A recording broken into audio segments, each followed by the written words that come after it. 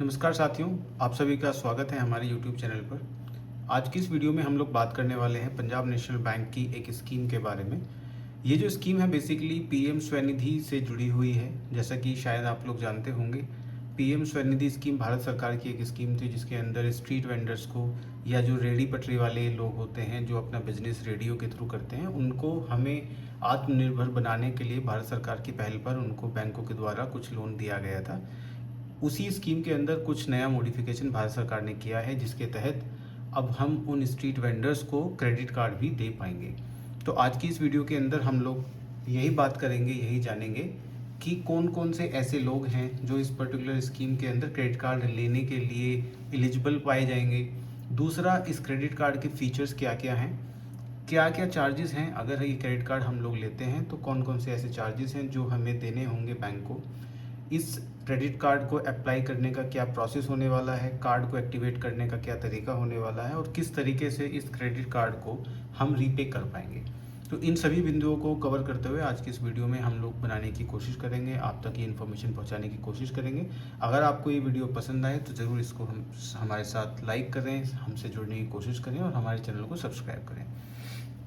तो चलिए सबसे पहले हम लोग जान लेते हैं कि टारगेट ग्रुप या एलिजिबिलिटी, कौन कौन से ऐसे लोग हैं जो इस क्रेडिट कार्ड को लेने के लिए आवेदन कर सकते हैं या वो एलिजिबल हो सकते हैं। तो जैसा कि मैंने बताया, इस स्कीम को लिंक किया गया है पीएम स्वनिधि स्कीम के तहत, यानी कि वो सभी लोग जिन्होंने किसी न किसी तरीके से पीएम स्वनिधि स्कीम के तहत ट्रांच 2 यानी कि जो दूसरी किस्त होती है, दूसरी किस्त तक का जो लोन लिया हुआ है, ले रखा हो और उसको रीपे कर दिया हो। रीपे का क्या मतलब है कि आपने पूरा किस्त जितनी भी बकाया थी वो बैंक की वापस कर दी हो, आपके ऊपर आज की तारीख में सेकंड ट्रांच वाली कोई भी देनदारी बकाया नहीं है। अगर ऐसा है तो आप ये क्रेडिट कार्ड लेने के लिए बिल्कुल आवेदन कर सकते हैं, आप एलिजिबल इसमें रहेंगे। दूसरा जो क्राइटेरिया रखा गया है वो एज से संबंधित है और इसमें जो एज ग्रुप रखा गया है वो 21 से 65 वर्ष की आयु के जितने भी बोरोवर इस कैटेगरी में फॉल करते हैं, यानी कि इस कंडीशन को फुलफिल करते हैं, इसको पूरा करते हैं, वो सभी कस्टमर भी इस स्कीम में क्रेडिट कार्ड लेने के लिए एलिजिबल हैं, वो आवेदन कर सकते हैं। दूसरा जो कंडीशन इन्होंने रखी है वो ये कि किसी भी तरीके का अगर आपने कभी भी पंजाब नेशनल बैंक या अन्य किसी और बैंक से कोई लोन लिया हो और वो एनपीए हो गया हो तो फिर आप इसमें एलिजिबल नहीं होंगे। यानी कि दूसरे तरीके से अगर हम कहें तो आपका कोई भी लोन आज तक ना तो एनपीए की कैटेगरी में आया हो, ना ही वो राइट ऑफ रहा हो, तभी आप पीएम स्वनिधि स्कीम के तहत क्रेडिट कार्ड लेने के लिए आवेदन कर पाएंगे। इसमें अब एक ये भी बात बताई गई है कि हो सकता है कि आपने सेकंड ट्रांच ऑफ लोन तो रीपे कर दिया हो और तीसरी ट्रांच के अंदर आपने लोन ऑलरेडी ले रखा हो, तो क्या तब भी आप क्रेडिट कार्ड ले पाएंगे? जी हाँ, इस स्कीम में ये बताया गया है कि तीसरी ट्रांच के लिए चाहे तो आप आवेदन किए हों या ना किए हों, अगर आप एलिजिबल हैं तो भी आप ये क्रेडिट कार्ड ले सकते हैं और अगर आप ऑलरेडी थर्ड ट्रांच के अंदर लोन ले रहे हैं तो भी आप इस क्रेडिट कार्ड को लेने के लिए एलिजिबल रहने वाले हैं। ये जो क्रेडिट कार्ड है थर्ड ट्रांच के एडिशन में दिया जाएगा। इसका मतलब ये नहीं है कि थर्ड ट्रांच के अंदर मान लीजिए आपने एक अमाउंट लिया हुआ है तो उस लिमिट को कार्व आउट करके या उस लिमिट के अंदर ही ये क्रेडिट कार्ड है, ऐसा नहीं है। ये जो क्रेडिट कार्ड की लिमिट होने वाली है in addition to third tranche of loan, यानी कि जो तीसरी किस्त आपने ली है उसके अलावा मिलने वाला है ये क्रेडिट कार्ड। ये हमने आपको पहले कंफर्म कर ही दिया कि एनपीए आपका नहीं होना चाहिए किसी भी बैंक के साथ में, चाहे पंजाब नेशनल बैंक हो या कोई दूसरा बैंक हो। अब हम लोग बात कर लेते हैं साइलेंट फीचर के बारे में कि कितना अमाउंट है इसमें, इनिशियल लिमिट आपको कितनी मिलने वाली है। तो सबसे पहले अगर हम बात करें क्रेडिट लिमिट के बारे में तो इसके अंदर जो इनिशियल अमाउंट होने वाला है वो 10,000 रुपये की राशि के रूप में ये क्रेडिट कार्ड हमें मिलने वाला है और इस अमाउंट को यानी कि 10,000 रुपये की लिमिट को धीरे धीरे बढ़ा करके 30,000 रुपये तक किया जा सकता है। लेकिन ऐसा करने के लिए जो मेन कंडीशन रखी गई है वो ये कि जो सेटिस्फैक्ट्री कंडक्ट होना चाहिए आपके क्रेडिट कार्ड का, यानी कि जो 10,000 रुपये का आपने क्रेडिट कार्ड लिया आप उसका प्रॉपर उपयोग करें, प्रॉपर यूज़ करें, उसकी जो रिपेमेंट है वो समय से करें, तभी आपकी लिमिट को बढ़ा करके 10,000 से 30,000 तक कर सकता है बैंक। दूसरा ये जानना ज़रूरी है कि इस कार्ड की वैलिडिटी कितनी होने वाली है। तो इस कार्ड की जो वैलिडिटी आपकी होगी वो 5 साल आपकी होगी from the date of issuance. जिस भी दिन आप इस कार्ड को इशू कराएंगे वहाँ से अगले 5 साल तक ये जो क्रेडिट कार्ड है ये अवेलेबल होने वाला है। अब जो एक जनरल या एक कॉमन जो फीचर होता है क्रेडिट कार्ड का बेसिकली वो ये होता है कि पेमेंट आप 20 से 50 दिन के अंतराल पर कर सकते हैं। यानी कि यूज़ तो आप क्रेडिट कार्ड में लिमिट का आज की डेट में करेंगे।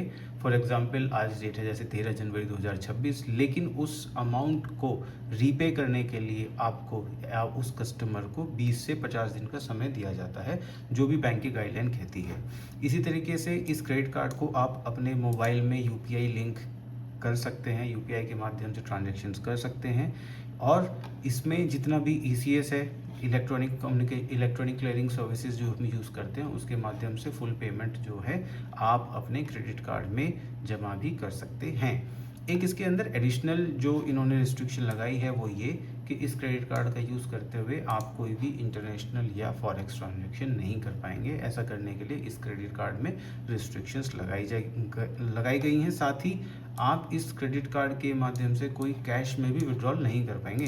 तो बेसिक जो पर्पस है ना इस क्रेडिट कार्ड का वो ये है कि आप अपने बिजनेस से संबंधित जो खर्चे हैं, जो डेली रूटीन के ऑपरेशन के खर्चे हैं, आप वो करें, लेकिन आप कैश के फॉर्म में ये खर्चे नहीं कर पाएंगे। आप ऑनलाइन ट्रांजैक्शन इसके थ्रू कर सकते हो, यूपीआई लिंक करके आप ऑनलाइन पेमेंट कर सकते हो। लेकिन हाँ, जो यूपीआई लिंक करके भी आप पेमेंट करेंगे उसमें भी कुछ रिस्ट्रिक्शंस बैंक ने लगाई हैं as per condition given by RBI. यानी कि आरबीआई की डायरेक्शन पर जो कंडीशंस लगाई गई हैं, रिस्ट्रिक्शंस लगाई गई हैं, वो इस प्रकार से हैं। जैसे कि जो स्पेसिफाइड मर्चेंट हैं, जो यूज्ड हैं, कार रेंटल सर्विस हैं, गैम्बलिंग है, लिकर है, इस तरीके के खर्चे आप इस क्रेडिट कार्ड से नहीं कराएंगे। तो ये सिस्टम लेवल चेक रहेगा, ये आपको ऑटोमेटिकली करने से रोक देगा। इसके बाद में अगर हम बात करें ईएमआई फैसिलिटी की, तो जितना भी लेन देन या जितना भी आप यूज़ करते हैं इस क्रेडिट कार्ड के माध्यम से, तो आप उसको इजी ईएमआई फैसिलिटी के माध्यम से कन्वर्ट कर सकते हैं और समय पर धीरे धीरे जितनी नंबर ऑफ़ ईएमआई आप बनवाते हैं उसके आधार पर इसकी भुगतान कर सकते हैं। ऐसा करने पर जो ईएमआई आपकी होगी उस पर एक रेट ऑफ इंटरेस्ट आपको एक्स्ट्रा देना होगा। जैसा कि हमने पहले डिस्कस किया, ये जो 20 से 50 दिन का पीरियड होता है इसमें आपको कोई इंटरेस्ट पे नहीं करना होता है। लेकिन अगर आप अपने लिए यूज़ किए गए अमाउंट को ईएमआई फैसिलिटी में कन्वर्ट करना चाहते हैं तो आपको एज पर बैंक गाइडलाइन जितना भी रेट ऑफ इंटरेस्ट इनका लगता है वो रेट ऑफ इंटरेस्ट आपको उस अमाउंट के साथ में भुगतान करना होगा। इसके अलावा अगर हम देखें अदर जो क्रेडिट कार्ड के फीचर्स हैं वो ये कहते हैं कि जितना भी ट्रांजैक्शंस आप करेंगे, मान लीजिए आपने 10,000 रुपये का